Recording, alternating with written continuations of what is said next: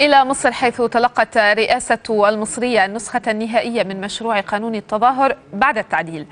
وصرح المتحدث الرسمي باسم الرئاسة إيهاب بدوي بأن القانون قيد الدراسة تمهيدا لإصداره قبل انتهاء حالة الطوارئ. هذا ويعقد مجلس الوزراء اجتماعا في مقر أكاديمية الشرطة في ضاحية القاهرة الجديدة لبحث الموقف بعد انتهاء حالة الطوارئ وحظر التجول.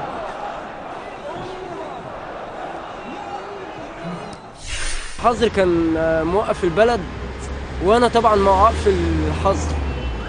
انا مع وقف الحظر ان هو الدنيا تفك برضه على الناس، وبرضه في بني ادمين عايزه تاكل عيش كتير، وفي ناس غلابه كتير يعني. حضرتك انا مش مع وقف الحظر طبعا، لان البلد لسه لا فيها امن ولا فيها امان. وقف الحظر يدي فرصه اللي كان عايز حاجه والحظر منعه اوكي هيقدر يعملها بسهوله جدا، لان مفيش حظر. انا عايز الحظر يتمد عشان لسه في قلق في البلد، الواحد لسه قلقان، لسه العربيات بتتسرق ولسه في قلق. فما الحظر اتشال ده يعني الدوله بتقول للناس احنا رجعنا الامن، رجعنا الامان تاني، مفيش ضرب نار، مفيش سرقه، مفيش تثبيت. ده بيدينا مؤشر ان الامان رجع تاني، والشرطه خلاص بقت مسيطره على الوضع في مصر، الامن في مصر. إذن كيف يبدو المشهد في القاهرة اليوم؟ هذا ما يطلعنا عليه مراسلنا محمد الزهر. محمد، الكلمة لك، تفضل. ألما نستطيع أن نقول أن هذا الأمر ربما أثار حالة من الجدل، وإن كانت هذه الحالة ربما تكون مؤقتة بساعات قليلة.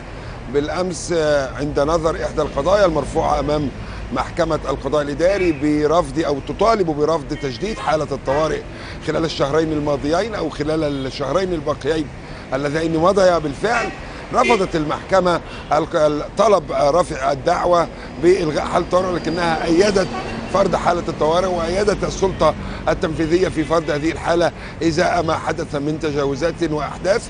ولكن المحكمة قالت أن يتوجب أن تنتهي حالة الطوارئ بالأمس، ولكن هناك رد فعل لدى الحكومة قالت أنها لم يصلها الصيغة التنفيذية لهذا الحكم، على اعتبار أن هذا الحكم لابد أن يكون له صيغة تنفيذية تلزم الحكومة بإلغاء حالة الطوارئ. الحكومة قالت أنها لن تعارض في تنفيذ هذا الحكم إذا ما وصل إليها. على صعيد موازن وفي ذات الإطار أيضا من المفترض أن تنتهي حالة الطوارئ بالفعل غدا عند 4 عصرا بالتوقيت المحلي، وبالتالي لا مجال لهذا الجدل، خصوصا أن الفارق ساعات قليلة بين ما قالت به المحكمة ولم يصل به حكم حتى الآن، وبين ما انتوت الحكومة بالفعل أن تقوم به، وهو إلغاء حالة طوارئ غدا في 4 بعد العصر بالتوقيت المحلي، ومن ثم رفع حالة حظر التجوال في اعتبارا من 1 صباحا مساء بعد غد أو في ساعة مبكرة من صباح الجمعة. وبالتالي هنا يكون الأمر لا مجال للجدل فيه. على صعيد آخر ربما ينتظر اليوم ظهور القرار أو ظهور رد فعل الرئاسة حيال القانون المزمع إصداره عن تنظيم التظاهرات. إليك ألمى من القاهرة مراسلنا محمد الزهر.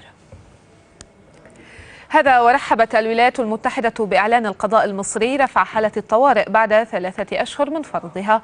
وقالت وزارة الخارجية الأمريكية أن واشنطن تشيد كذلك برفع حظر التجول وتدعو إلى احترام حقوق المصريين.